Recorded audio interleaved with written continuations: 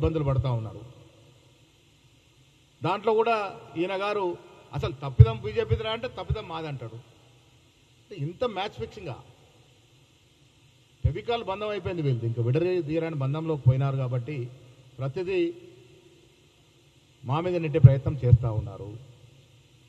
రాష్ట్ర ప్రభుత్వం యూరియా అంశంలో కానీ మిగతా నిష్పక్షపాతంగా నిజాయితీగా పోతూ ఉంది. సప్లై చేయాల్సిన పెద్దోడు పంపకుంటే యూరియా రాష్ట్రంలో తయారు కాదు.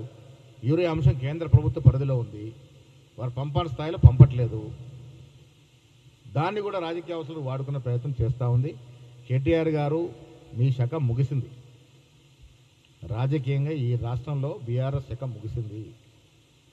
మీరు వాడుకో వీడుకో వత్తాసు పలుకోవాల్సిందిగా పిల్లపాటిలై సపోర్టింగ్ కింద చేతిబట్టి నడవాల్సిన పరిస్థితి ఏర్పడ్డది. మీరు మీ స్థాయి రాహుల్ గాంధీ గురించి మాట్లాడే స్థాయి కాదు, అర్హత లేదు. ఇలా ఓటు చోరీ వల్ల తిక్కమక్కమైనటువంటి బీజేపీ ఇలాంటి నాయకులను ఆశ్రయించి వారితో స్టేట్మెంట్స్కి ప్రయత్నం చేస్తూ ఉంది. ప్రపంచవ్యాప్తంగా మోడీ ఎక్స్పోజ్ అయ్యాడు. ఇలా మోడీ దొల్లతనం బయటపడింది. అందుకే బొంబేలు ఎత్తిపోయినటువంటి చిన్న చిత్రపాట్లు ఆశ్రయిస్తూ ఉన్నారు. ఇది చెల్లదు. రాహుల్ గాంధీ దేశానికి భవిష్యత్తు. నిజాయితీగా నిష్కల్మషంగా ప్రజల పక్క నుండి ప్రజల కోసం పోరాడుతూ ఉన్నారు. ఈ దేశాన్ని ఈ దేశ రాజ్యాంగాన్ని రక్షించుకోవాలని తపన పడుతూ ఉన్నాడు. అలాంటి లౌకికవాద శక్తులకు మద్దతు ఇవ్వాల్సినటువంటి మీరు ఇలా బీజేపీకి లోపాయకారికి అమ్ముడుపోయినారు కాబట్టి ఇలాంటి విమర్శలు చేస్తారని అనుకోవాల్సి వస్తుంది. అంటే ఇప్పుడు ఏదన్నా వేసుకుంటాను. నేనేమంటానంటే ఇక్కడ కాంగ్రెస్ పార్టీ అని రాసి నాకు ఇష్టం 3 రంగులు.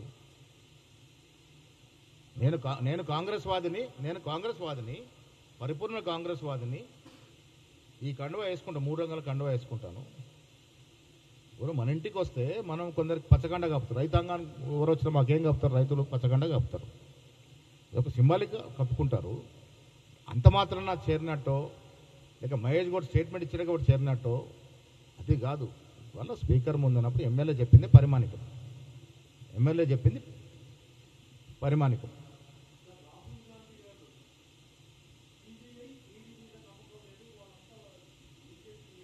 %% దాన్ని ఏకీభవిస్తా. గతంలో నేను చెప్పినాము అంశాల వారిగా. లేదు ఇప్పుడు రాష్ట్ర ప్రభుత్వం దర్యాప్తు చేస్తే మీరేమంటారు? ఇలా సిబిఐ గతంలో కేసు టు కేసు పరిశీలించినప్పుడు సిబిఐ కూడా చాలా చోట్ల లొంగిన సందర్భాలు ఉన్నాయి. దాంట్లో అనుమానం లేదు. బట్ ఇవాళ రాష్ట్ర ప్రభుత్వం రాష్ట్ర ఏజెన్సీ విచారణ మొదలు పెడితే కేవలం కక్షపూరితంగానే చేస్తూ ఉన్నారు. రేవంత్ రెడ్డి గారికి కేసీఆర్ మీద కక్ష ఉంది కాబట్టి చేస్తామని అంటారు. మరో మార్గం లేకనే మనం సిబిఐకి ఇచ్చాం. ఆశిస్తూ ఉన్నాం నిజాయితీగా నిష్పక్షపాత విచారణ జరగాలని కోరుకుంటా ఉన్నాం.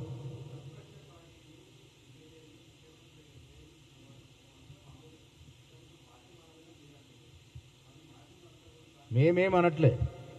ఎమ్మెల్యేలు చెప్పిందే పరిమాణికం. ఎమ్మెల్యేలు ఏం చెప్తున్నా అనేదే స్పీకర్కి అవసరము. కేటీఆర్ చెప్పేది మహేష్ గౌడ్ చెప్పేది కాదు. అది స్పీకర్ నోటీస్ ఇచ్చినప్పుడు ఎమ్మెల్యే గారు ఏం జవాబు చెప్తాడో అదే పరిగణలోకి తీసుకుంటారు. సో కేటీఆర్ చెప్పిందే వాస్తవం అనుకుంటే ఈ ఫోటో చూసి ఏమర్థం చేసుకోవాలి మనం? మేమేమంటాం? ఇలా బీజేపీలో చేరిపోయింది బీఆర్ఎస్ పార్టీ అంటా ఉన్నాం.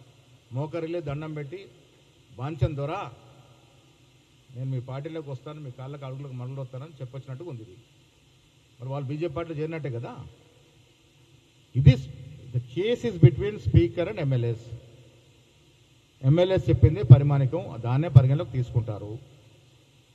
మాలాంటి వ్యక్తులు లేక కేటీఆర్ వ్యక్తులు దీన్ని మాట్లాడితే దానికి ఏం పస ఉండదు కదా. కానీ గతంలో వీళ్ళ చరిత్ర తెలుసుకుంటే వాళ్ళు ఎమ్మెల్యే గురించి మాట్లాడడం ఏంటి? పార్టీలో విలీనం చేసుకున్న చరిత్ర మీది. మీరు ఇవాళ ఒక్కటి మాత్రం వాస్తవం మిత్రులందరికీ నేను మళ్ళీ చెప్పదలుచుకున్నా. ఈ రాష్ట్రాన్ని అత్యంత తక్కువ సమయంలో అత్యంత ఎక్కువగా దోచుకున్న రాజకీయ కుటుంబం ఈ దేశంలో ఏదైనా ఉంది అంటే అది కేసీఆర్ కుటుంబమే. కేవలం 10 ఏళ్ళు పాలించి 100 సంవత్సరాలు సరిపడా సొత్తును దోచుకున్నారు. కాబట్టి ప్రజలు వారిని తిరస్కరించి కొట్టిన దెబ్బ కొట్టకుండా పార్లమెంట్ ఎన్నికల్లో 0 సీట్లు ఇచ్చినారు. కాబట్టి నేను మళ్ళీ చెప్తా ఉన్నాను, బీఆర్ఎస్ శకం ఈ రాష్ట్రంలో ముగిసింది.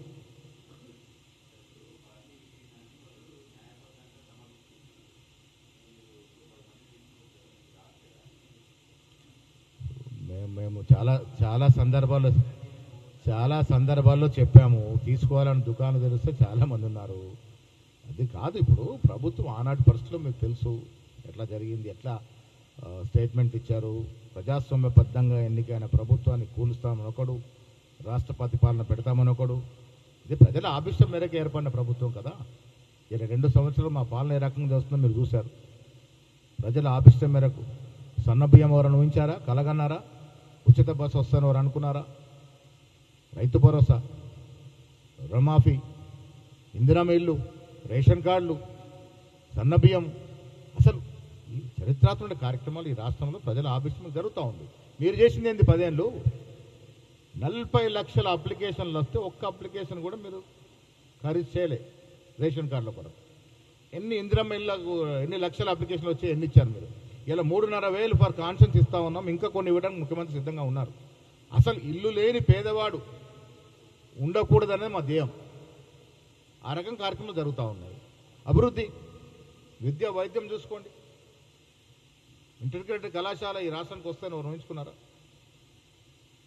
మెస్ ఛార్జీలు 10 ఏళ్ళుగా బీద పిల్లలు చదువుకునే మెస్ ఛార్జీలు పెంచిన పాపాన పోయినరా మీరు? 200% ఎవరైనా ఊహించినారా? కాస్మెటిక్ ఛార్జెస్, మెస్ ఛార్జెస్ పెరుగుతాయని. సో ప్రజల చెంతన ప్రభుత్వం నడుస్తూ ఉంది. గిట్టని వాళ్ళు, ప్రజలతో ఫేడ్ అయిపోయిన వాళ్ళు, ఇక ప్రజలు తిరస్కరించిన వాళ్ళు ఏమైనా మాట్లాడతారు.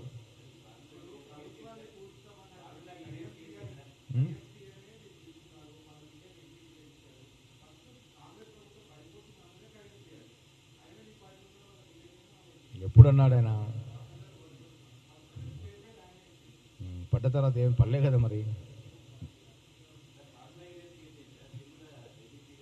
ఫార్ములా ఈ రేస్లో కేసు ముందుకు పోయింది. కోర్టు కొంత వెసులుబాటు ఇచ్చింది. కోర్టు గౌరవిస్తాం కాబట్టి ఆ వెసులుబాటు ఉన్న రోజులు అది ఉంటుంది. డెఫినెట్గా దాని మీద కేసు అవుతుంది. నేను చాలా సందర్భాలు చెప్పాను. ఫార్ములా ఈ రేస్ కార్లో కేటీఆర్ గారు అడ్డంగా దొరికిన్నాడు. ఒక ప్రభుత్వ ఖజానా నుంచి without adapting proper procedure funds ఒక ప్రైవేట్ కంపెనీకి ఎట్లా ట్రాన్స్ఫర్ అవుతాయి? కేటీఆర్ దోషా కాదా? టెంపరీగా వెసులుబడి దొరికిండొచ్చు. బట్ నాకు నమ్మకం ఉంది కోట్ల మీద. డెఫినెట్గా ఫార్ములా ఈ రేస్ కార్లో కేటీఆర్ లోపలికి పోతాడు. న్యాయపరంగా ఉంది, అది పోయేదే ఉంది.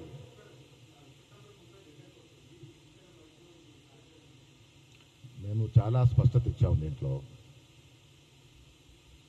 రేపు జరగాల్సిన కామారెడ్డి బహిరంగ సభ రద్దయింది వర్ష కారణంగా.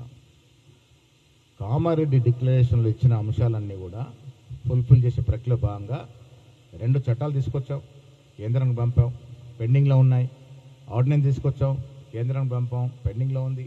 మళ్ళీ 50% సీలింగ్ క్యాప్ తీసేస్తూ ఇంకో చట్టం చేసాం, పెండింగ్లో ఉంది. మా చిత్తశుద్ధల్లా 42% రిజర్వేషన్ చట్టబద్ధత ఇచ్చే ఎన్నికలకు పోవాలని 3 మాసాలుగా పెండింగ్ ఉంది. ఒక 15 రోజుల్లో కోర్టు జడ్జిమెంట్ రాబోతూ ఉంది. ప్రెసిడెంట్ కానీ గవర్నర్ కానీ ఎన్ని రోజులు పెట్టుకోవాలనేది స్పష్టత వస్తుంది. ఇప్పుడు ఆటోమేటిక్గా బిల్ రావాల్సి ఉంది మాకు. ఒక 15 రోజుల్లో నెల ఎలక్షన్ లేట్ అవ్వచ్చు. కోర్టును అప్పీల్ చేసుకుంటాం, మేము కోర్టును అడుగుతాం. ఎందుకంటే మా చిత్తశుద్ధి ఫుల్ఫిల్ కావాలని ముఖ్యమంత్రి గారు దీంట్లో స్పష్టత ఇచ్చినారు. రిజర్వేషన్ చట్టబద్ధ ఇచ్చే పోదామనే దాని విషయంలో మా తాపత్రయం కాబట్టి కొంత మళ్ళీ కోర్టుని అడగాలనో లేక ఇంకేదైనా మార్గం చూడాలనే ప్రయత్నంలో ఉన్నాము. మా చిత్తశుద్ధిలో మా ప్రామిస్ ఫుల్ఫిల్ చేయాలని. అవుతాయి. నామినేటెడ్ ప్రక్రియ చేయాలంటే మీరు ఒక 2 పేర్లు, మా జిఎంఆర్ 2 పేర్లు, ఈయన 4 పేర్లు, ఇవన్నీ సరిచేయాలా.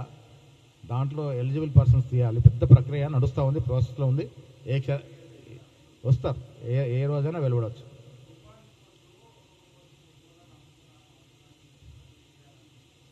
అమ్మే నాయకులు కాంగ్రెస్ పార్టీ లేరు. అమ్ముకున్నారు కాబట్టి వాళ్ళు ఇంటికి పోయినారు. ఒక్క స్పష్టత ఏంటి? ఒక మంత్రి దగ్గర ఒక పోస్ట్ అమ్ముడు పోయిందని. ఆ దుర్గతి కాంగ్రెస్ పార్టీకి లేదు, అవసరము లేదు.